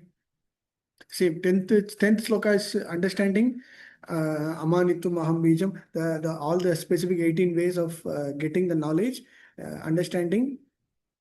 9th sloka is about Vidya Avidya. 10th is about exactly what is Vidya portion and differentiating between knowledge with spirituality and knowledge of nescience part, right? So 11th sloka is about same thing. One who possesses knowledge of nescience and then one who possesses knowledge of other one. So how does he knows both parallelly? For example, as a grahastha devotee or as a person who's in this material world, I have a knowledge of nescience and also I have knowledge of the transcendental knowledge, which means I should be able to balance between both, and then with this I should be able to cross the material ocean. So that is what is the 11th sloka portion. Okay, vidyamcha yachas tadvedo bhayam chaha avidya amrityam tirtva vidya amritam ashtute. Yeah, please read the translation and the main understanding. Any Prabhuji? Hare Krishna. Yeah. Yeah. Only one who can learn the process of nescience and that of transcendental knowledge side by side can transcend the influence of respected birth and death and enjoy the full blessing of immortality. Since the creation of the material world, everyone has been trying to attain a permanent life, but the law of nature are so cruel that no one has been able to avoid the hand of death. No one wants to die, nor does anyone wants to become old or diseased. The law of nature, however, does not allow anyone immunity from old age, disease, or death, nor was the advancement of material knowledge solved this problem. Material science can discover the nuclear bomb to accelerate the process of death, but it cannot discover anything that can protect man from the cruel hand of old age, disease, and death. Mantra 11 is a crucial verse that advocates for a balanced life. If suggests that one must learn the process of science, avidya, and the process of transcendental knowledge, vidya, side by side, transcendent the influence of repeated birth and death. Hare Krishna. Thank you, Prabhu. So what is the understanding? The sloka wise, you should understand what is meant by knowledge of nescience and knowledge of spiritual, and you should go parallelly side by side so that you will know which is correct, which is incorrect, and then accordingly you will be able to move out of this material world. Avidyaya mrityam tirtva vidya amritam ashnute. Okay, so that is why by the vidyaya, by actual knowledge, by culture or cultivation of that vidyaya, swadhyaya, we call it as swadhyaya or vidyaya. Swadhyaya means continuous reading, self-reading or practice. Right? Same way vidyaya means culture or continuously cultivating that knowledge. What it will happen? Amritam ashnute. Amritam means what? Moving out of the material. Amritam means permanent, right? Amritam. So which means that nectar of immortality. So we can move out of that particular Janma Mrityu Jara Vyadi only by getting both the knowledge. Okay, that is the understanding. Okay. So Prabhupada is making something called as harmonious approach, which means balanced knowledge. We should know which is correct, which is right, and to cultivate any one of them without knowledge of other is dangerous. So one must learn them together. So that is why Prabhupada will always say you should go normal material education, whatever is required at the basic level, and then also at the spiritual level of reading through whatever our shastras, or whatever our acharyas recommend. Okay.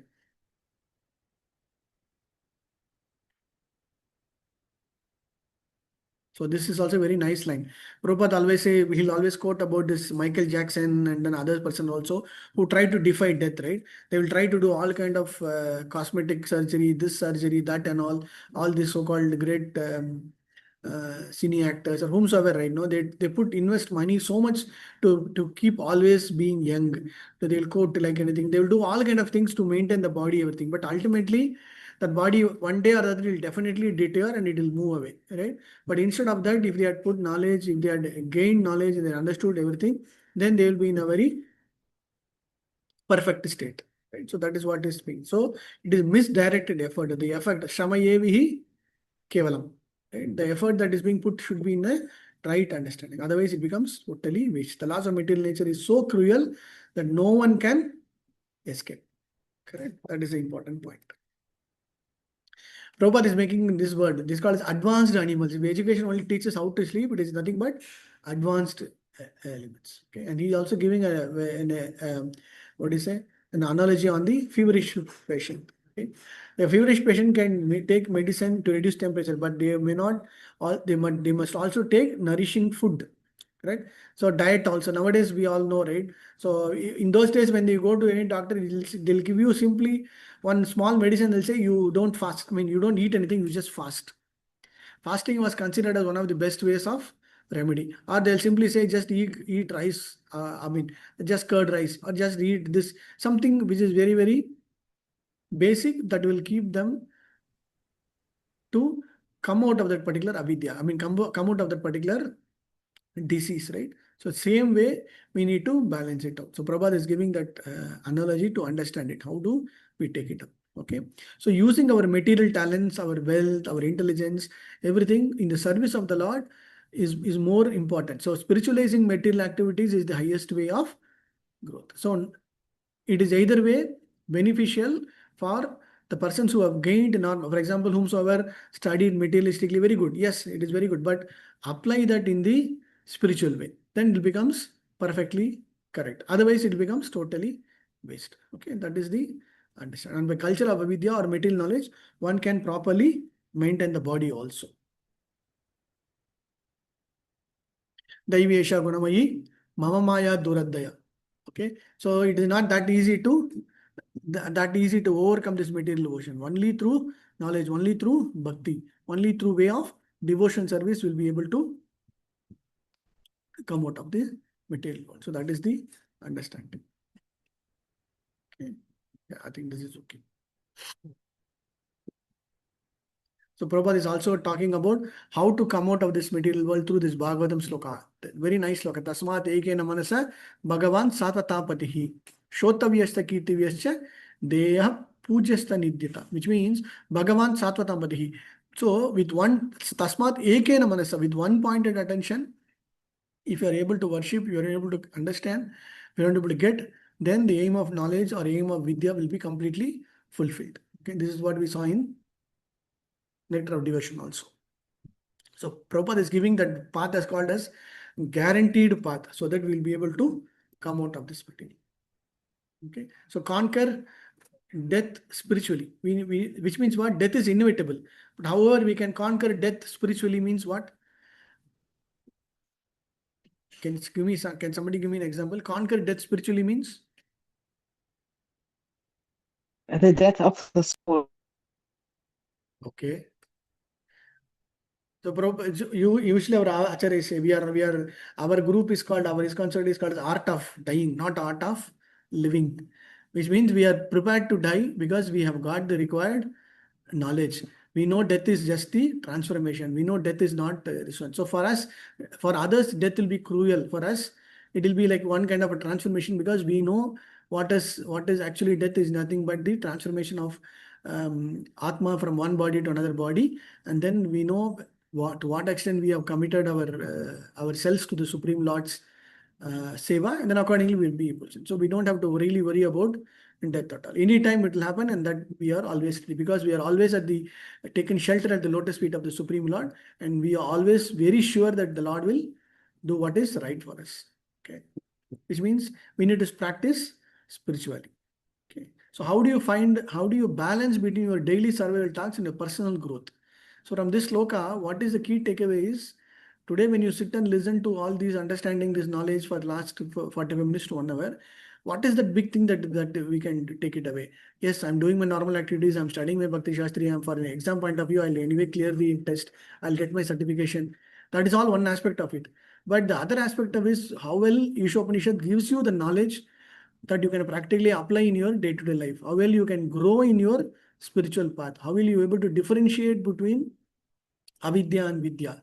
So all these are all the main important aspects that we need to see. Okay, so that is what we need to balance it out. Okay, in the next sloka we'll talk about sambhutam, asambhutam, and then important understanding of devata worship. Right? So if you read through all these slokas, you will see a very similar pattern how we have run through Bhagavad Gita. Right? Knowledge of the absolute truth. In 13th chapter, knowledge about the Brahman, knowledge about the Paramatma. All those things we saw in the 7th chapter, 8th chapter, 11th chapter, 12th chapter, and all. Right? The same thing is what we saw in the last 5 to 6 slokas. And then this sloka on verse 12th onwards will talk about how dangerous it is. It's called as trap of, Prabhupada will use the word trap of demigod worship. Sometimes we think, oh, this is the best way and let us do it. But still actually we are getting trapped into that particular maya of getting that. Okay, so this maybe we'll take it up. And most important, the danger of impersonal absolute. That is also much more important. Okay, so that is why I'm saying 18 slokas, it is so powerful. Each of the slokas has got so much of depth, understanding that we need to assimilate and then start working on it. Okay. I think we'll stop here. So we saw about 6 to 7 slokas today. From the 4th sloka onwards, I think we started.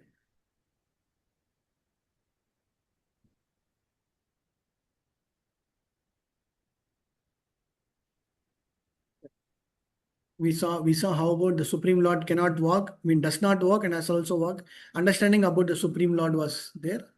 How close he is and how very far away he is. That is also we saw. Understanding about the Supreme Lord.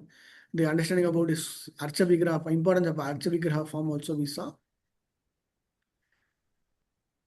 And then we saw about what is his form, right? What is his form? Pashyanti Anupashyanti. So the difference between Kanishta, Madhyama and Uttama level of devotees also we saw. Mahabhagavata stage. So we saw.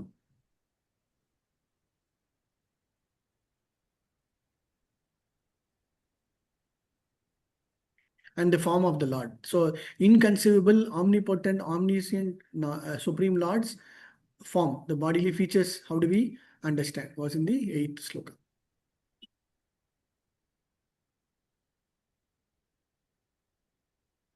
And then 9, 10, 11, 12 is all about knowledge, Vidya and Avidya portion.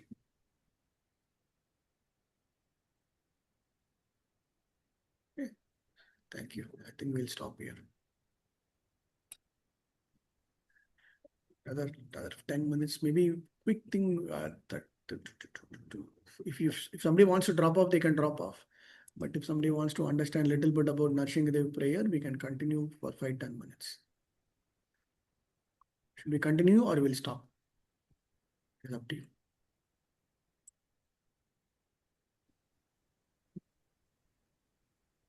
And continue, bro.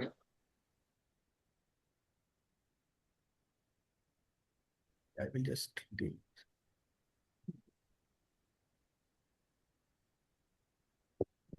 Maybe 5-10 minutes, I will show you two main topics. Then we can stop. So quickly, how do we understand Prahlad Maharaj? Okay. So in the 7th canto, very beautifully, Narada Rishi glorifies Prahlad Maharaj. Okay. Even before the Leela, or even before, when Yudhishthira Maharaj is asking about a particular topic, then he opens up, and then the conversation between Yudhishthira Maharaj and Narada Rishi is all about the entire episode of Prahlad Maharaj and Hiranyakashipu, killing of Hiranyakashipu and appearance of the Supreme Narsingha Bhagavan. Okay, in that, even before the episode starting, Narada Rishi glorifies Prahlad Maharaj. Okay, why we call him as Bhakta Prahlad? Why we call him as Bhakta Shiromani, or the top, or the king of all the devotion service, whatever be it, at the age of 5, between 5 to 7, how much of devotion, how much of dedication that he had. Who is glorifying his own guru? Okay, this is very unique. In throughout Bhagavad, anywhere, we will never see a guru glorifying his own disciple. Correct.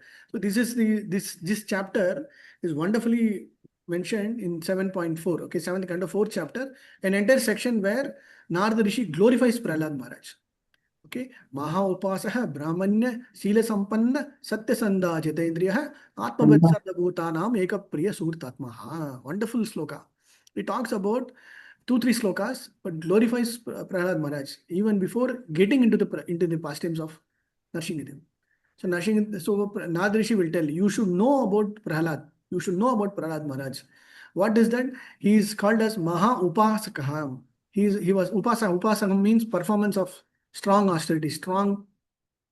So he was an unalloyed devotee of the Lord, because he didn't have any kind of a tinge of anything else in his Lord. So when he was in his mother's Kayatu's womb, he was so attentively listening from Narada Rishi that he was very determined that I don't have anything else to do other than devotion service to the Supreme Lord.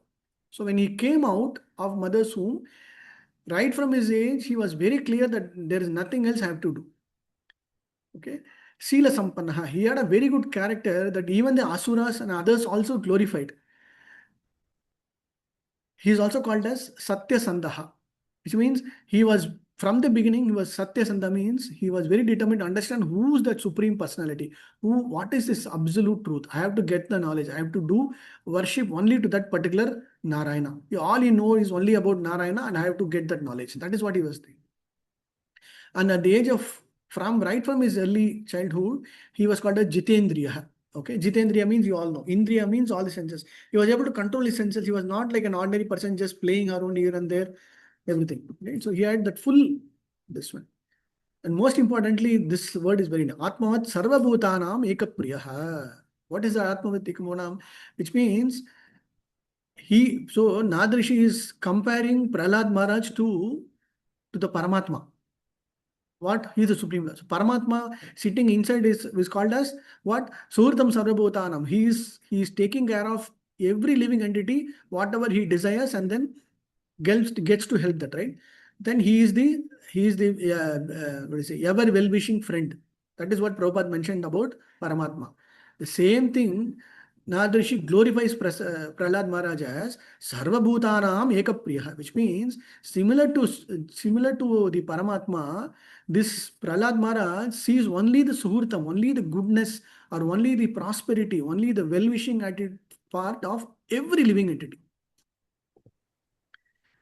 And he is Suhurtama, he is always friend for everybody. One good thing is, even great Asuras, demons, one thing they will agree is Prahlad was the best of the best. Between Asuras and Suras, even Suras also. So either from Indra, Vayu, all these great Devatas or demigods, or the other side, both of them had one common acceptance factor, means that is Prahlad. Okay. Dasavat Sannatriha Angrihi Pitravad Dinavatsalaha. Pitravad Dinavatsalaha. You know what is meant by Dinavatsalaha, right? So he's like a father. And he is also Bhratavat Sadrasya. Bhrata means like an elder brother. He is like a servant who can do whatever you want. He's like the elderly father who is equivocal to everybody. He is also like a sympathetic brother. And this is also very nice. Though Guru Ishvara Bhavana. Very nice. So this kind of a quality nobody will get. What is that quality? He considered his teachers, spiritual masters, older brothers, everybody as good as Supreme Personality of God. Right? So why we are calling Prahlad as the Bhakta Suromani is because of all these wonderful qualities. He considered the Sanda and Amarka, the sons of Sukracharya, right? They were teaching what they were teaching? They were teaching Om Hiranyaya Namaha, Om Hiranyakashipuve Namaha, right? But still Prahlad considered them as equal to the Supreme Lord. The word is also very nice. Guru Ishvara Bhavanaha, right? So he had that wonderful quality of not seeing anything else but their Jivatma, their good qualities only. Okay, he was completely free from any kind of pride, any kind of jealousy, nothing. He was always to the point of whatever is required for his devotion service. He was not like kind of here and there anything. It was very clear. Okay? So these are some of the wonderful qualities told by Prahlad, told by his Acharya, Narada Rishi, to Yudhishthira Maharaj. Okay. Why am I saying is, let us continue to pray on Nrsimhadev Bhagwan's appearance day. One thing is we seek protection, we seek guidance, we seek everything from Lord Nrsimhadev. At the same time, we can always pray to the Prahlad Maharaj that please give us that mercy of bhakti. Please give us these wonderful qualities so that we can imbibe them and then we can grow in our spiritual life. Okay. And he's talking Hare about. Krishna Prabhuji, can we also get this slide? Yeah, this will be there, Mataji. I can share it with you, no issues. Okay, thank you. So all the other slokas are also the same way. Okay, he was never envious. He had unflinching faith. All those wonderful qualities given by Narada Rishi. Okay, and most importantly, the very first time when he sits on his father's lap and he was asking, "Tell me about what did you learn?" The first thing that comes out of his mouth is this one only. What is that mouth? Shravanam, Kirtanam, Vishnu, Smaranam, Padasevanam, Archanam, Mandam, Dasyam, Sakyam, Atmanivedam. First word that is coming out. What did you learn? Immediately saying only this. And immediately Hiranyakashipu becomes very angry and just throws him away. Right? And then at some point of time he becomes very angry. And then he's asking him, hey, you become so intelligent, you're asking so much of, I mean, you're posing yourself, you know everything. Where is the source of your knowledge? Where is your source of strength? I'm trying to pull you, I'm trying to put you in fire, I'm trying to throw away from the hill, I'm trying to stamp you through a snake, I mean giving you poison, trying to stamp you through an elephant. Nothing is happening. Where are you getting this strength? And immediately what does Prahlad Maharaj reply? The same source of strength from whom you are getting is the same source of strength that I'm also getting. And this Hiranyakashipu will become much more pillaged. Hey, what is this? I did a lot of tapasya, I did a lot of this and all. It is all because of my own this thing. Then Prahlad will say, no. For everybody, the source is the same. You got the source from that Supreme Personality and you are having the strength. I am also getting the same strength from the same Supreme Person. Okay, that is a wonderful way where we can understand that whatever we are trying to get, whatever we are trying to do, the source is from that Supreme Person. Okay. Yeah, I'll just go through this part, and then all these part and all will run. Okay, and then in the 6th chapter, some of the wonderful lessons that he gives is all about the moment he get an opportunity to preach, he will start preaching. Kaumaram Ashram. He will start about utilizing your early life, utilizing your youth is the most important thing. Don't waste your time. He will talk about all this, and then finally conclude something called as Bhagavata Dharma. Okay. Within the few minutes, intermediate between the class, right? So this the Sanda Amarka will keep them and then go for a few minutes. And by the time he come back, he would have turned all these his classmates into devotees. Devotee. Happen because of his wonderful qualities. And he talks about something called as Bhagavata Dharma. Okay. Yeah, these are all wonderful other sections about what does Prahlad Maharaj talks to his friends. Okay. Okay, then we will stop here with this Narsinghadev one. Satyam Vidatum Nijavritya Bhashitam. The word Satyam Vidatum is, as I told you, no, just to keep the promise of his devotee, and also truth. My devotee has told, okay, I will have to come out of this pillar. Yes, I will come. That's all. There's no question about it. Stambhe sabhyam na mriganam cha na manushi. Okay. And what is that? Adhishtya adbhuta rupam. Adbhuta rupam means what? Adbhuta means ever wonderful. Nobody could have even imagined about this wonderful rupam. Okay. That is what is Sukadeva Goswami glorifying this wonderful form of Supreme Lord. I think then I will stop here. This is about this one. All that we have to do is whenever we daily whenever we read Tavakara Kamalavadam. So whenever we sing Narasimha prayer, all that we have to do is we have to understand his wonderful pastimes, his glories, and also pray at the lotus feet of Prahlad Maharaj also to get this knowledge. Okay, maybe I'll stop here. This one. Okay, I'll share this. Okay, you can go through this. And one more thing I will share. Maybe another 5 minutes. We'll run through. Without this entire session will not get completed. Okay, let me open. If you have another 2-3 minutes, if somebody wants to drop off, you can drop off. But I will just finish it with Narsinghadev, our Narsingha Bhagwan. I put Narsinghadev ki jai. Can somebody read this line?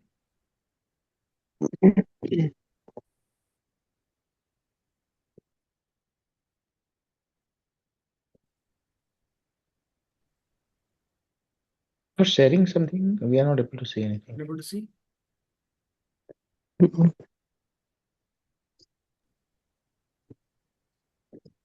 Able to see now? Lord Yes. Narasimhadev of Mayapur is famous all over the world for his loving reciprocation with the devotees. He was installed in 1986 after the temple was attacked by the cats. Lord Chaitanya explains that although very ferocious, the lioness is very kind to her cubs. Similarly, although very furious to non-devotee like Hiranyakashipu, Lord. Prabhu, can you scroll up a little?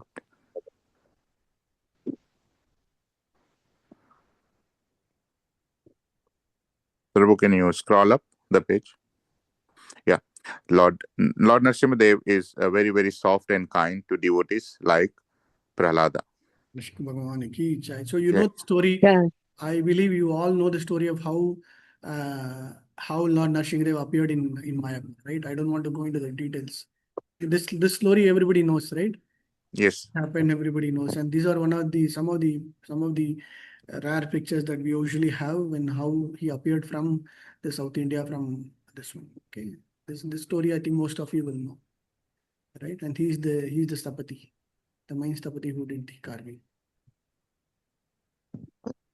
And you all know this story also, right? Anybody doesn't know this story? There are wonderful pastimes of Narasimhadev also. Okay, I'll talk about some of them maybe if you are interested. Otherwise, we can close the session. This pastime you all know. He Pankajanga Prabhu and Jananivas Prabhu told about this wonderful story also. This story, and then this story you know, and this story, this mango story you know, mango pickle story, pastime. These are all wonderful pastimes that happened in the last 20-30 years. And this is also very important pastime. And then the parents lose or get lose. They lost their son and then they will get it. This is also another pastime. And this is also another pastime where Lord fulfills the Mataji's desire immediately.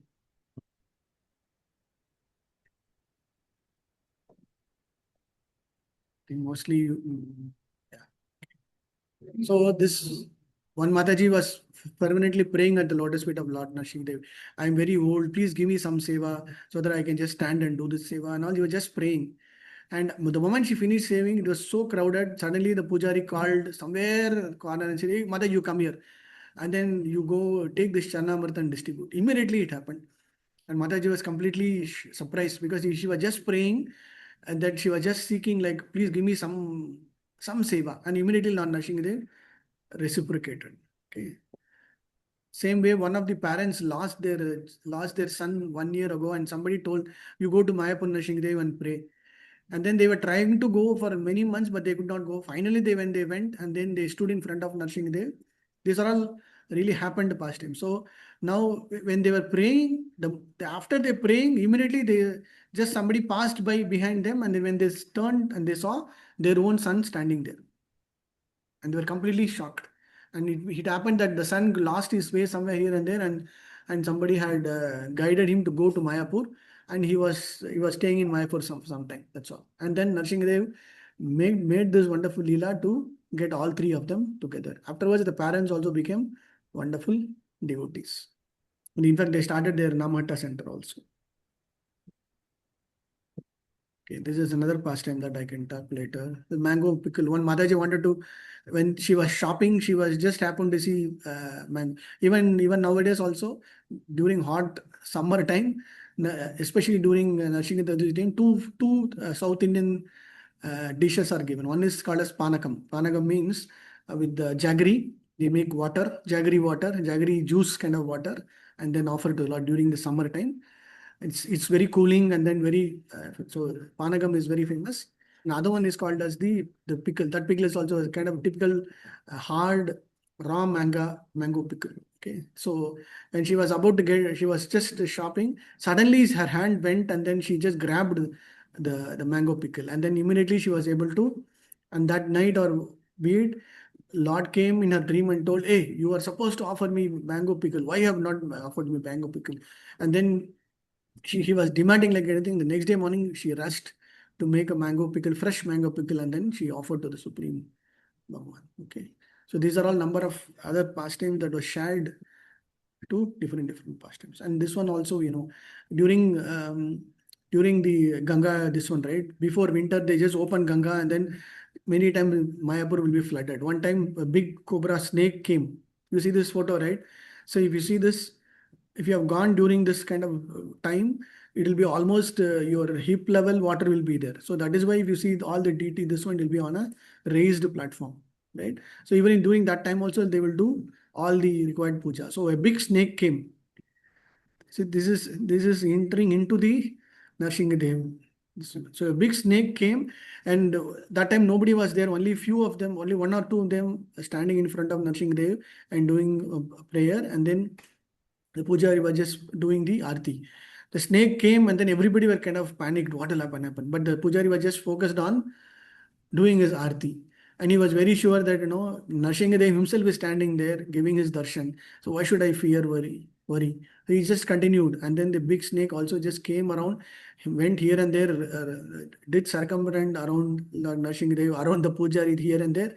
And then automatically just went off. Okay. And this story, most of you will know, right? So one day when Mataji wanted to donate the yellow color stone ice, so the pujari, he replaced one day with the yellow color stone. Then that day night itself, Nrsimhadev came in the praise of that Mataji and for, "Hey, why did you change my eyes? I want my eyes." And then she had her eyes, or she had problems in her eyes. And then she went to the pujari and then asked why, what happened. Then immediately she understood that Lord Nrsimhadev wants his eyes back. So immediately the eyes were replaced, and our eyes also got into a normal state.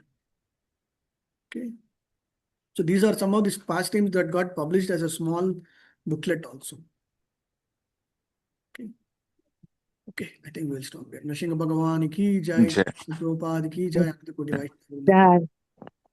So next class will be on Saturday. We'll try to complete Ishopanishad, and then Sunday we'll get into Nectar of Instructions. And by May month, we'll have another 1, 2, 3, 4, 5, maybe another 3 to 4 days sessions. 6 sessions we'll try to complete Nectar of Instructions also. Me. Hare Krishna. Hare Krishna. Thank you, Prabhuji. Hare Krishna. Thank you, Prabhuji. झालं 29